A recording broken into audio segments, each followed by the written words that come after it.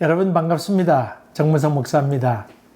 하나님의 은혜가 여러분과 가정 위에 충만하기를 간절히 기원합니다. 기도하겠습니다. 은혜로우신 주님, 또 장색이 있는 말씀을 계속해서 묵상하는데 이 말씀을 같이 나누는 동안에 좋은 선택할 수 있도록 은혜 더하여 주시옵소서.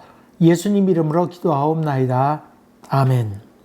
오늘 여러분과 같이 나눌 하나님의 말씀은 창세기 43장 1절부터 10절까지인데 제가 8절부터 10절까지 봉독하겠습니다.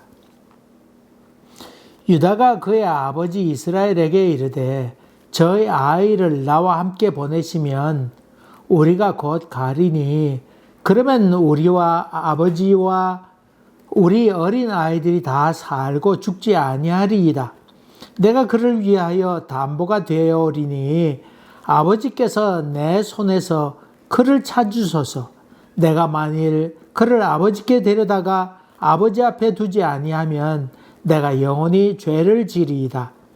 우리가 지체하지 아니했더라면 벌써 2번 갔다 왔으리이다. 아멘. 베냐민을 따라 보내면 안 된다고 하는 그 이스라엘 야곱의 이야기에 저들 아들들이 어찌할 수 없어서 결국은 이러지도 못하고 저러지도 못하고 소강 상태에 빠지게 됩니다. 벌써 2번 왔다 갔다 할 만한 그런 기간이 있었음에도 불구하고 아버지의 완강한 반대로 절대로 못 간다고 하는 이야기에 저들은 다 순복할 수밖에 없었지요. 드디어 기근이 더 오게 되었는데 어쩔 수 없는 상황에 이르게 되지요. 야곱이 절대로 그런 얘기에서 가지 못하게 됩니다만은 기근 앞에서 어쩔 수 없는 상황에 처하게 됩니다. 여러분, 인생에 있어서 절대라고 하는 말은 사실 있을 수 없습니다. 인간이 모든 선택에는 절대란 말을 써서는 안 됩니다. 절대 우방이다, 혈맹이다 그런 얘기하지만은 그런 법은 세상에 사실 없습니다. 형제 간에도 절대로 그런 일이 없다고 하지만은 그게 쉬운 일이 아니라고 하는 것도 여러분이 마음에 두셔야 됩니다. 이 인간이 하는 일은 절대라고 하는 말이 없고 모든 것이 다 상대적이라고 하는데 여러분이 꼭 기억하셔야 됩니다. 지난번에 말씀드렸습니다만 탈무드에 보면 그런 얘기가 나옵니다. 아버지가 어린 아들을 데리고 이 높은데 이렇게 앉혀놓고는 뛰어내리라고 얘기합니다. 그러면 아들이 아버지가 받을 줄 알고 당연히 뛰어내릴 것 아닙니까? 처음에는 그래서 아버지가 받아줍니다만은 2번째는 뛰어내릴 때 받아주지 않습니다. 근데 아버지가 받아주지 않으니까 밑에까지 퉁 떨어질 것 아닙니까? 그러면 아기가 놀래서 울게 됩니다. 그럴 때 아버지가 얘기합니다. 얘야, 일생 살면서 그 누구도 믿지 말아라. 심지어 아버지까지도 믿어서는 되지 않는다. 그렇게 가르치지요. 너무 냉정하잖아요. 그러나 어릴 때부터 뭘 가르치냐면 인간을 신뢰하지 말라고 하는 것을 어릴 때부터 가르치지요. 신뢰할 분은 오직 하나님밖에 없다고 하는 것을 가르칩니다. 아버지도 믿지 말아라. 여러분, 절대란 말은 오직 하나님께만 쓰는 언어이지 인간에게 쓰는 언어는 아닙니다. 지난번에 말씀드린 것처럼 위대하다는 말은 오직 전능하신 하나님께만 쓰는 말씀이다. 그런 영어라는 말씀을 드렸는데 이 절대라고 하는 단어도 마찬가지입니다. 흔히 우리 한국 사람들 얘기 가운데 눈에 흙이 들어오기 전에는 그런 얘기를 종종 하지요. 그러나 여러분, 인간은 상대적입니다. 우스갯소리로 그런 얘기하죠. 그저 흙을 눈에 이제 확 뿌리고는 네가 목적하는 바를 행하라. 그렇게 얘기하기도 하지요. 세계의 모든 정치나 경제나 이 모든 돌아가는 일들을 보면 절대 그런 말은 우리 인간이 써서는 되지 않는 말인 것을 봅니다. 기근 앞에서 어쩌겠습니까? 죽고 사는 문제 앞에서는 절대로 약속을 지킬 수 있는 그런 존재는 아무도 없다고 하는 겁니다. 역사 기록에 의하면 심지어 자식도 삶아 먹었다고 하는 기록도 나오지요. 혹독한 시련 앞에 그 누구도 믿을 수 있는, 꼭 절대로 그런 말을 쓸 수 있는 존재는 아무것도 없다고 하는 것을 여러분이 기억해야 됩니다.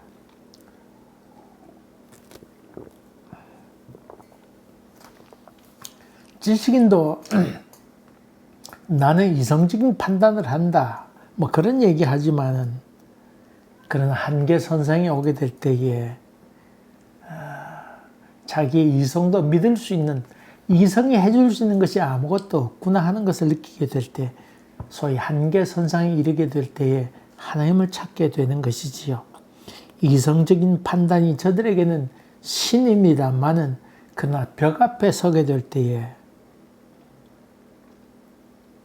이성도, 냉철한 판단도 아무 도움이 되지 않는구나.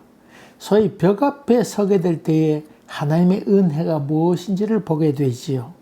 그래서 이 벽 앞에 서는 것, 영적인 기근, 이것이 곧 하나님을 만나는 방법 가운데 하나입니다. 지혜는 이 한계, 이 벽 앞에 섰을 때 하나님의 깊은 계획하심과 섭리와 인도하심을 깨닫는 것이지요. 단 끝까지 버티는 사람이 있습니다만 참 미련한 사람인데, 이런 벽 앞에 섰을 때 겸손을 요구하는 것이 하나님의 방편이기도 하지요. 야곱은 그런 벽 앞에 섰을 때 원망하게 됩니다. 상황이 어려우니 원망하게 되죠. 왜 동생을 총리 대신에게 있다고 그렇게 말했느냐고 그렇게 그 아버지가 묻지요. 유다가 대답합니다. 아이, 첩자로 알고 이것저것 자꾸 질문해야 되는데 그것을 증명하다 보니 이 말 저 말 하게 되지 않습니까? 또 뿐만 아니라 그 사람이 자세히 자꾸 아우에 대해서 물으니까 그렇게 얘기할 수밖에 없지 않습니까? 또 그 사람이 아우를 데려오라고 그렇게 말할 줄을 누가 알았겠습니까? 이 야곱의 그 참 왜 동생 얘기를 했느냐는 원망을 하게 됩니다. 듣게 됩니다. 물론 아들에 대한 원망입니다만은 또 이 원망은 또 하나님께 대한 원망이기도 하지요.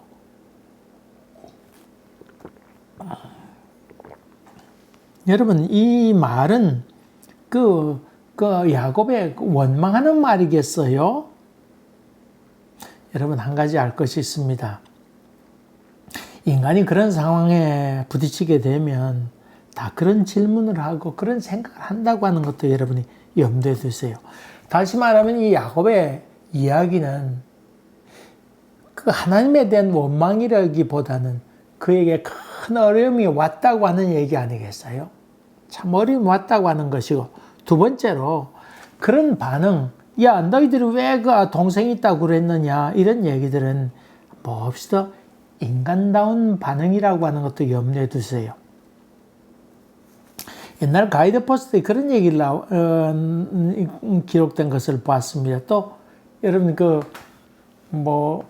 그것이 알고 싶단가 PD 수톱인가 보니까 미국에 있는 그 교포가 자기가 어디 나갔다 온 새에 집이 불나서 그만 딸이 그거 타 죽었다. 그래서 아이고 내가 죽였지 그 말 했는데 그것 때문에 1급 살인 혐의 받게 됐다는 얘기.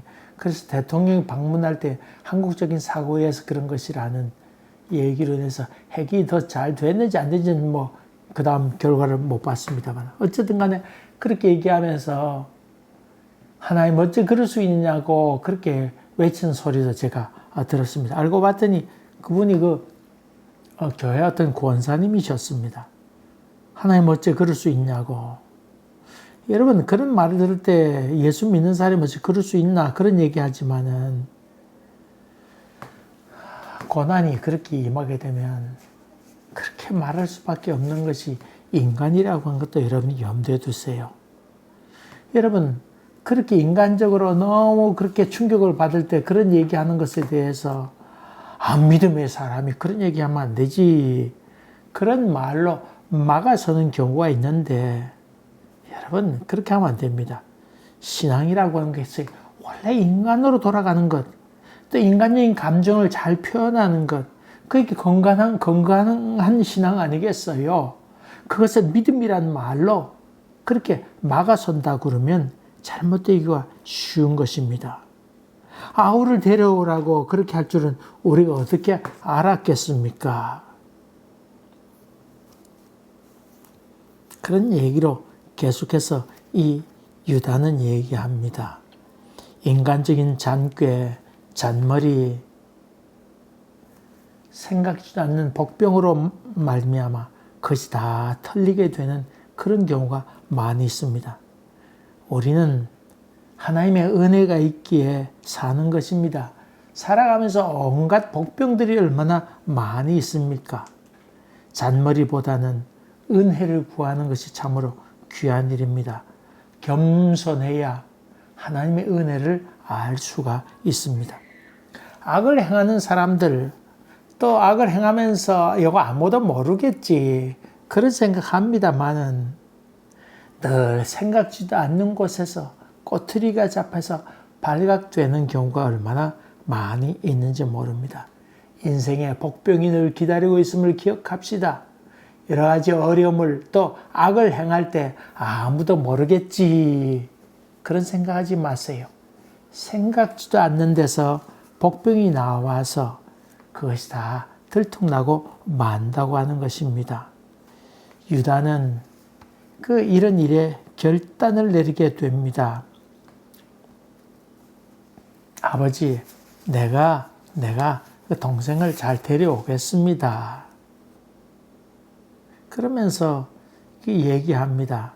만약에 베냐민을 데려간다 그러면 아버지나 나나 또 우리 아이들이 다 살 것 아닙니까? 내가 담보가 되겠습니다. 내 생명을 담보로 해서 동생을 잘 데려오겠습니다. 만약에 베냐민을 아버지 앞에 데려오지 않으면 내가 영원히 죄를 지리이다. 그렇게 얘기합니다. 죄를 짓겠습니다. 달리 어떤 주석단 사람은 아버지 앞에서 내가 면목이 없을 것입니다. 그렇게 얘기했다. 그렇게 설명하고 있습니다. 여러분, 이 말에 대해서 아버지 야곱이 듣고는 그럼 갔다 오라고 그렇게 얘기하지요. 여기 내가 죄를 지리이다 이 말이 그냥 단순히 면목이 없다고 하는 뜻일까요? 그렇지 않은 듯합니다. 굉장히 무게 있는 말이었기에 그 아버지가 그 아들을 이야기하면서 베냐민을 데려갔다고 하라고 그렇게 얘기합니다. 여기 죄를 지리이다 이 말은 열왕기상 1장 21절에 나오는 말과도 똑같습니다. 다시 말하면 다윗 왕이 이제 후계를 세우고는 자기가 이제 조상에게로 가야 되는데 후계자 문제가 나오잖아요. 이 후계자 문제가 나왔을 때 그 아버지는 다른 신하들의 얘기 이런저런 얘기 들으면서 아도니아를 왕위에 세우세요. 그렇게 얘기하게 되죠. 압살롬이 죽은 다음에 태어난 아들이고 참 한마디로 욕 한 번 하지 않고 그렇게 귀엽게 키운 아들입니다. 훈계도 한 번도 한 적 없이 그냥 사랑으로만 키운 아들이 아도니아입니다. 그러니까 이 아도니아를 왕위에 세운다고 하는 생각으로 다윗이 있었습니다. 이 사실 다윗은 전쟁터에 다니느라 그저 자식 교육을 잘 하지도 못했습니다. 압살롬도 자기 기대를 갖고 있었고 지극히 사랑하고 총명한 아들이었는데 그가 배신하게 되고 그로 말미암아 압살롬의 죽음을 그가 보게 되지 않습니까? 그런 기대가 다 무너지게 된 다음에 태어난 아들 아도니아였기에 그는 아도니아에 대해서 지극한 정성을 들이면서 그 후계자로 생각했던 것 같습니다. 이때 밧세바가 그 솔로몬에게 나옵니다. 솔로몬 아버지 다윗에게 나옵니다. 남편에게 나오게 되지요. 그러면서 당신이 옛날에 이 솔로몬에게 태어난 당신 내 몸에서 태어난 이 솔로몬을 왕위에 세우겠다고 약속하지 않았습니까? 그러면서 한마디 덧붙이기를, 만약에 이 솔로몬이 왕위에 세우지 않게 된다고, 솔로몬이 왕위에 나가지 않게 된다고 하면 당신이 조상에게 돌아가게 될 때, 다시 말하면 당신이 죽음 가운데 임하게 될 때, 조상들과 함께 잠자게 될 때에 나와 내 아들 솔로몬은 죄인이 되리이다. 이 죄인이 된다고 한 것은 죄를 지리이다, 그런 뜻입니다. 솔로몬이 죄인이 되리이다, 그 뜻이 뭡니까? 이 말은 다른 사람에 의해서 내가 죽임을 당하게 될 것입니다, 그런 뜻이지요. 그런 뜻입니다. 이 죄가 된다고 하는 것은 죄인이 된다고 하는 것이고, 죽고 살지 못하게 되리이다, 그런 뜻이잖아요. 그런 뜻입니다. 그러니까 이 죄인이 된다고 하는, 죄를 지리다, 이 말은 가벼운 얘기가 참 아닙니다. 죽고 살지 못하게 되고 그렇게 되는 아주 중한 죄인입니다. 죽음으로밖에 해결할 수 없는 그런 죄인입니다. 그런 뜻입니다. 여러분, 이 말이 참 중한 죄라고 하는 뜻입니다.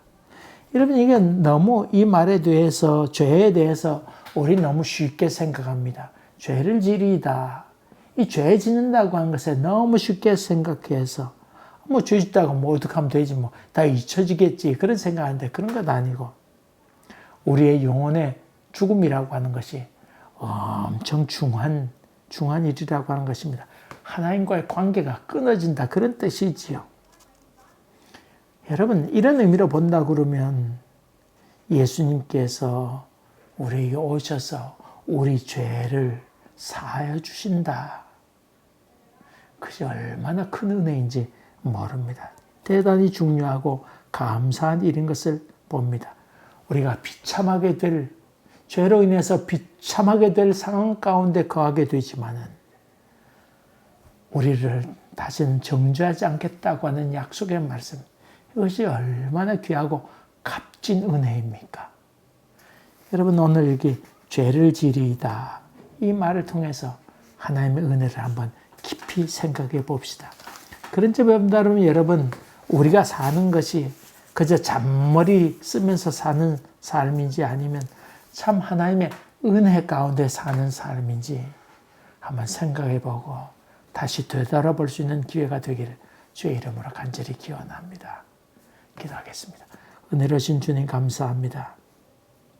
우리의 삶을 다시금 반추해 보면서 우리가 어떤 선택을 하며 살아가는지, 여전히 죄 가운데 살아가는지 아니면 참 죄를 중하게 여기면서 하나님의 은혜로 살아가는 존재인지를 볼 수 있도록 인도하여 주시옵소서. 예수님 이름으로 기도하옵나이다. 아멘. 여러분, 또 뵙겠습니다. 감사합니다.